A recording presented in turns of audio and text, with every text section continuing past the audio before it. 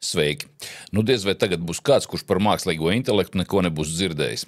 Liela daļa ir arī izmēģinājuši, bet droši vien daži vēl nav. Un par to, kā tad mēs katrs to varam pamēģināt, šodien kanālā Rezumē LV.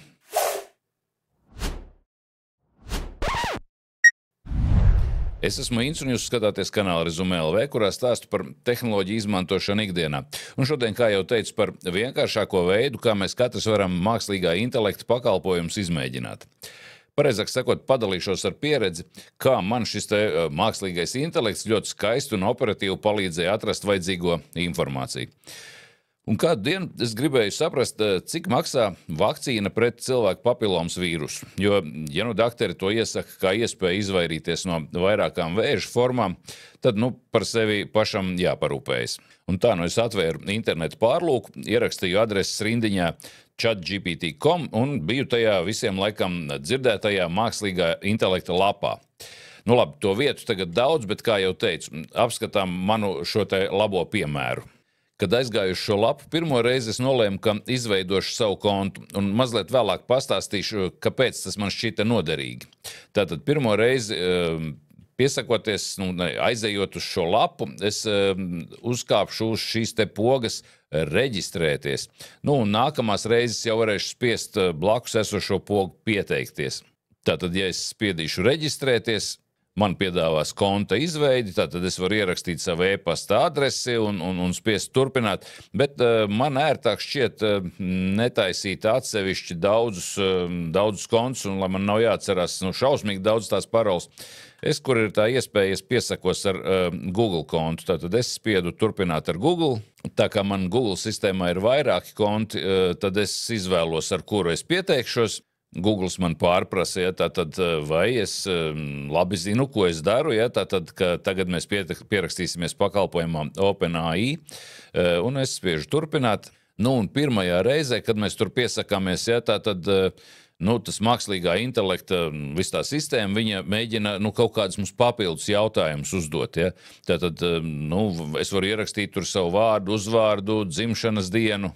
Ierakstīšu, spiedīšu turpināt, te man vēl pasaka priekšā tātad, kaut ko, ka tagad ir atmiņas funkcija, tātad atcerēsies tās manas sarunas ar viņu, bet es viņus varu arī vēlāk izdzēst, ja man nepatīk, kad viņš kaut ko par mani atcerās. Šī gadījumā es kā reiz viņas spiedīšu iespējot, jo tas nozīmē, ka es varēšu vēlāk redzēt savas šīs te sarunas, ja man vajag atsaukt atmiņā, ko tad es esmu prasījis un ko viņš man ir teicis. Es spiedīšu iespējot.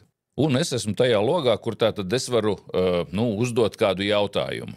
Tas vienkāršākais veids tātad ir, kad es šeit varu ierakstīt kādu savu jautājumu, un šis mākslīgais intelekts man uz šo jautājumu mēģinās atbildēt.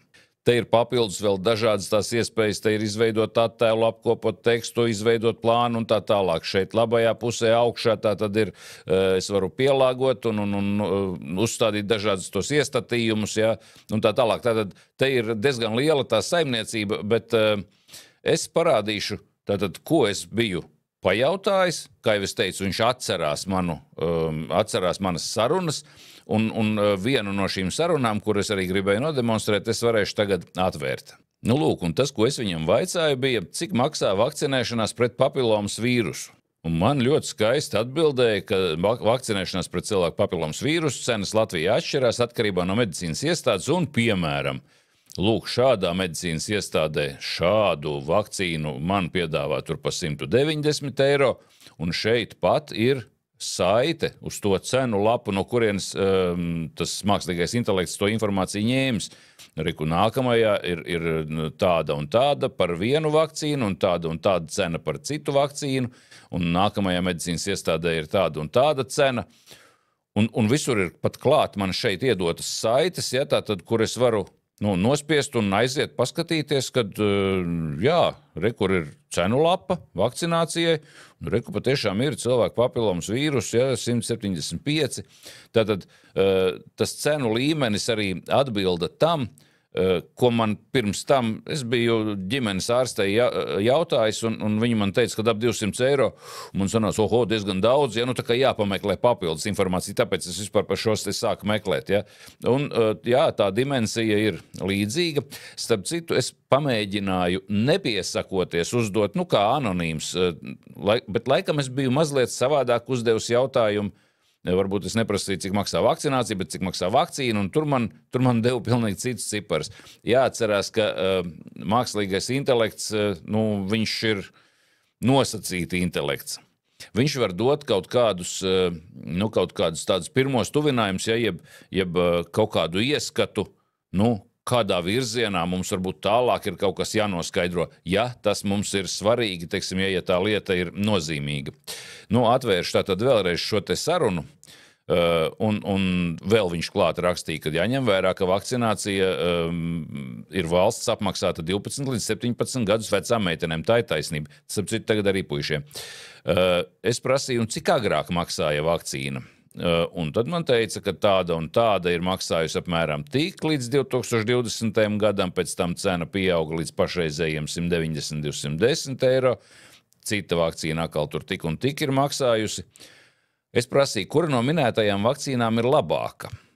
Es prasu vienkārši skaidrā latviešu valodā, un man saka tātad, ka, lūk, izvēles starp vakcīnām ir tāda un tāda, tātad šeit tiek minēts 3 tās vakcīnas, atsimēzot, kuras Latvijā pieejams, un pa katru no viņām tātad, lūk, šī vakcīna aizsargā pret 9 vīrusa tipiem, tādu un tādu. Man tie vīrusa tipi neko neizsaka, ja? Bet, nu, tās atbildes ir diezgan izvērstas, ja? Tātad, tas ir pret 9, šis ir pret 4, šis ir pret 2 vīrusa tipiem, un, piemēram, šeit ir apstiprināta lietošanai sievietēm. Šis konkrētais, ja, tad es nezinu, vai tas ir vīriešiem arī vai nē, ja, tad man tur būtu jāpainteresējas, bet katrā ziņā vakcīnu nosaukumi šeit man ir iedoti, ja, un kaut kāds pirmais ieskats, es nevaru šeit absolūti uzticēties, ja, jo tas viss ir, nu, tā savākts, ja, no interneta, no dažādām vietām kopā, nu, un kā, nu, tur tas ir pašlaik sarindojies, ja, tie vārdi tajās atbildēs, ja. Tur nav cilvēks otrā galā, tur nav otrā galā dakteris, kurš tagad zinātu, ko viņš saka. Ja, tāpēc, kā jau teicu, tā 1 pret 1 ticēt svarīgās lietās nevajag, bet dot pirmo tuvinājumu ļoti labi var. Nu, ko es vēl tātad, jā, kopējā izvērtēšanā viņš te turpina, ja, tātad par šīm te vakcīnām. Tad es pajautāju, kas ir cilvēku papilomas vīruss, ja, kur viņš man pastāstīja, tātad, kas ir cilvēku papilomas vīruss, galvenie fakti, kā tur notiek pārnese un tā tālāk, un kādi profilaks, nu, ļoti izvērsti un pa punktiem dod šādas te atbildes. Nu, teiksim tā, es uzdodot vairākus, nu, salīdzinoši ļoti vienkāršus jautājumus, vienkāršā latviešu valodā dabūju pietiekami daudz informāciju, lai, ja man viņa būtu svarīga, man būtu labāks priekšstats, kur meklēt tālāk. Šis, protams, bija ļoti vienkāršs piemērs, un ar mākslīgā intelekta palīdzību esmu arī, piemēram, ģenerējis attēlus prezentācijām, un vēl šim tam mans Samsung tālrunis piedāvā arī izveidot tādus īsos kopsavilkums no gariem tekstiem.